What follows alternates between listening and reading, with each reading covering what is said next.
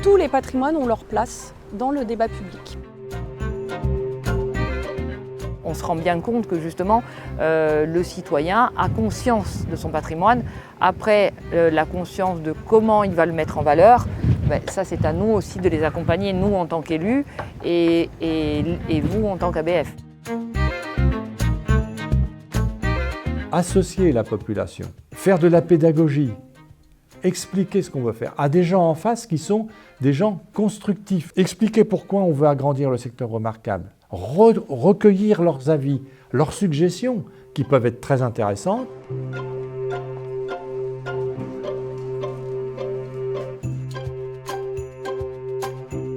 Alors nous, on a travaillé en amont justement avec les experts, dont l'architecte des bâtiments de France, pour travailler aussi sur la terminologie, sur la façon dont on allait expliquer aux gens les enjeux et les problématiques telles qu'elles étaient définies, notamment dans les outils de planification et les outils d'urbanisme, ce qu'on pouvait faire et ce qu'on ne pouvait pas faire.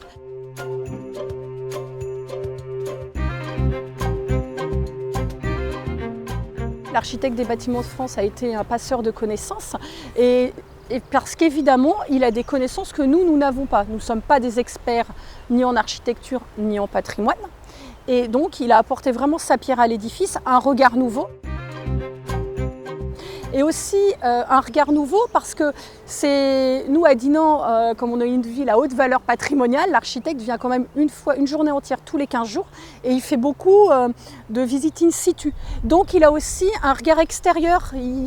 différent de ce qu'on peut avoir nous en tant qu'élus qui vivons la ville, parce qu'un élu municipal il vit dans la ville où il est élu, et donc c'est aussi intéressant. Et le regard de l'architecte des bâtiments de France mis en lien avec ses apports d'habitants nous a permis aussi de voir si on va dire la capacité de pouvoir après mettre en musique, en tous les cas mettre sur le terrain ces idées concrètement. On travaille sur ces problématiques effectivement de sensibilisation des habitants, de mobilisation des habitants, mais j'ai même envie de dire de partir du ressenti, du regard des habitants pour définir ce qui fait patrimoine. Et c'est là que l'articulation, des fois, elle est intéressante dans les territoires entre le regard de l'architecte des bâtiments de France, qui est le regard de l'expert, et le regard de l'habitant, qui est un regard plus lié au sensible, au vécu, où finalement, je pense qu'il y a une réelle complémentarité qui doit naître entre ces deux regards. Après, rien n'empêche d'avoir cet effet calque, en fait, où on vient croiser les regards, en fait, à la fois des experts et des habitants, et de tirer des préconisations de ces calques qu'on va faire entre ces deux regards croisés. Pendant un an, les habitants de Tréguier et des communes alentours ont été associés effectivement à ce que devait être la ville de Tréguier demain.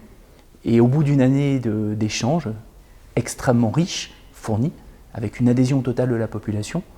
nous avons eu la confirmation de ce qui nous semblait une évidence, c'est que le patrimoine était au cœur du projet des habitants et donc de la ville. Nous avons des sites à enjeu sur la ville de Tréguier, notamment un couvent, le couvent des Sœurs du Christ, où effectivement il a fallu programmer, trouver des idées, chercher des financements, imaginer des adaptations,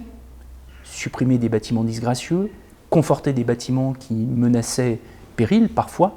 et l'architecte des bâtiments de France était au cœur du projet, j'allais dire au cœur du réacteur, à nos côtés pour essayer de faire le meilleur projet possible.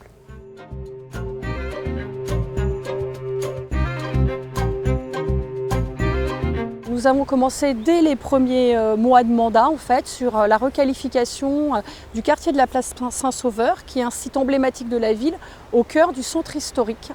Et là, nous avons fait appel donc, à un cabinet d'études et nous avons vraiment intégré cette question de la démocratie participative, de la participation citoyenne en amont du projet. Et sur des points clés qui ont été relevés par les experts, ces points, on en a fait le relais auprès du comité d'accompagnement pour qu'ils ne passent pas à la trappe et pour aussi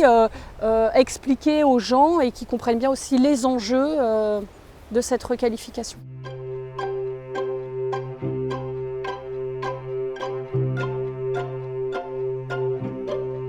Mais il y a des enjeux qui sont énormes en fait, puisque derrière sur l'appropriation finalement des réglementations qu'on va mettre en place, toutes ces questions-là, puis la question d'être fier de l'environnement dans lequel on se déploie, c'est des questions qui devraient davantage être travaillées, je pense, et qui ne le sont pas assez. L'architecte des Bâtiments de France aura les mots pour expliquer tant aux techniciens qu'aux élus la nécessité, si vous voulez, de rentrer dans des démarches de concertation et peut-être comment aborder la concertation.